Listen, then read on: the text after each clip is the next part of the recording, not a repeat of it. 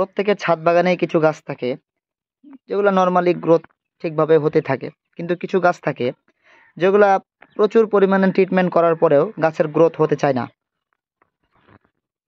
যেমনিভাবে আমার এই ফিনিকে অরেঞ্জ কমলা গাছটি আমি এই পাত্রেই মোটামুটি 1 বছর আগে লাগিয়েছি, কিন্তু দেখুন কোনো ধরনের গ্রোথ নাই, ওইভাবেই আছে এই পর্যন্তই, যেভাবে আছে সেভাবে আছে, গাছ মরছেও না, মানে গাছের কোনো বৃদ্ধিও নাই। সে কারণে আমি একটা ট্রিটমেন্ট করলাম, এটাকে বলে ডাবল রুট ট্রিটমেন্ট।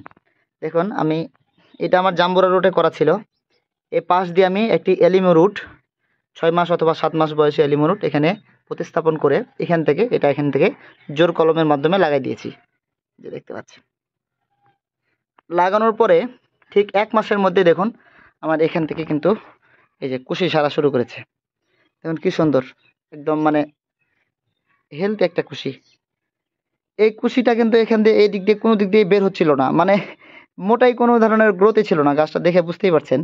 1 বছর প্লাস হয়ে গেল এখানে লাগানোই, পরে এই ট্রিটমেন্টটা করার পরে এখন কিন্তু সুন্দরভাবে কুশি আসা শুরু করেছে।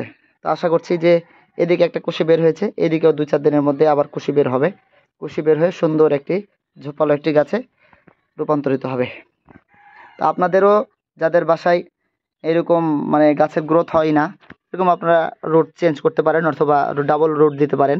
অনেকের থাকে যে জাম্বুরা রুটে গাছটা আছে, জাম্বুরা রুট থেকে অন্য কোনো রুটে ট্রান্সফার করতে যাচ্ছেন, সেক্ষেত্রে এরকমভাবে ভালো একটা রুট এখান থেকে বসায় দিয়ে এটার সাথে যখন সেট হয়ে যাবে তখন এখান থেকে কেটে দিবেন, কেটে দিয়ে এখান দিয়ে কেটে এটাকে সরাই নেবেন, তখন রুটটা গাছের রুট চেঞ্জ হয়ে গেল, তখন ভালো একটা রুটে বা আপনার পছন্দের রুটে গাছটা ট্রান্সফার হয়ে গেল। এভাবে আপনারা রুট ট্রান্সফার করতে পারেন। তো যদি ভিডিওটি ভালো লাগে সবাই শেয়ার করে দিবেন এবং লাইক কমেন্ট করতে ভুলবেন না। সবাই ভালো থাকবেন, আল্লাহ হাফেজ।